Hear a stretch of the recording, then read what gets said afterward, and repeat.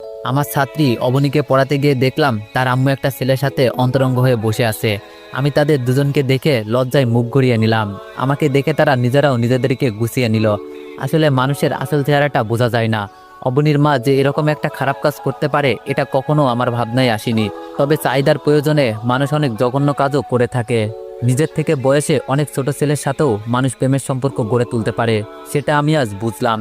আমি কিছু বলার আগেই অবনীর মা আমাকে বলল, অবনী তো এখনো স্কুল থেকে ফেরেনি, আর আজ তুমি এত আগেই পড়াতে আসবে সেটা বলবে না? তখন আমি বললাম, আজ মাসের শেষ তারিখ, তাই একটু আগেই পড়াতে এসেছি, টাকাটাও দরকার ছিল। তখন অবনীর মা বলল, আচ্ছা ঠিক আছে, তুমি বসো, আমি টাকা নিয়ে আসছি। কিছুক্ষণ পর অবনীর মা এসে আমার হাতে 10,000 টাকা দিয়ে বলল, ও হচ্ছে আমার খালাতো ভাই সুজন, অবনীকে ওর কথা বলার দরকার নেই, তোমাকে অগ্রিম মাসে টাকাটাও দিয়ে দিলাম। তোমার নাকি টাকার সমস্যা বলেছিলে, আজকে পড়াতে হবে না, তুমি বরং কালকে এসো। টাকাটা নিয়ে আমি চলে আসি।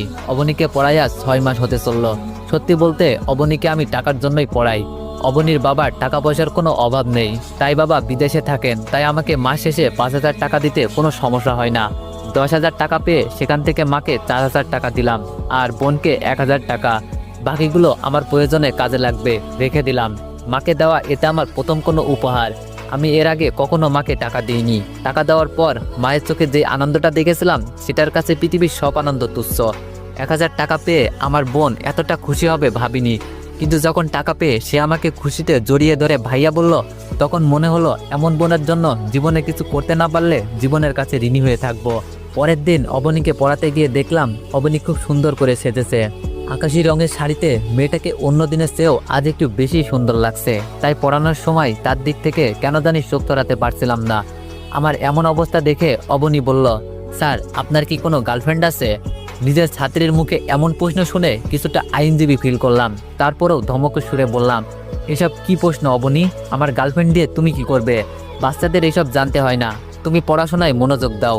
তখন অবনী বলল, কে পিসি, দেখেন আমি কত বড় হয়ে গেছি, আর ক্লাস 9-এ পড়া একটা মেয়েকে বাচ্চা বলা মোটেও উচিত না। আমার এক বান্ধবীর বিয়ে হয়েছে, বাচ্চার মাও হয়ে গেছে, আর আপনি আমাকে বাচ্চা বলছেন? অবনীর কথাই ঠিক, অবনীকে আজ মোটেও বাচ্চা বাচ্চা লাগছে না, বড়ই মনে হচ্ছে। শাড়ি পরলে ছোট মেয়েদেরকেও অনেক বড় মনে হয়, অবনীকেও আজ বড়দের মতোই মনে হচ্ছে। আমি অবনীর কথা এড়িয়ে যাওয়ার চেষ্টা করলেও পারলাম না। অবনী আবার জিজ্ঞেস করলো, স্যার আপনি কিন্তু বললেন না আপনার কোনো গার্লফ্রেন্ড আছে নাকি?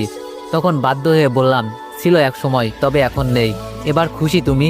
তোমার প্রশ্নের উত্তর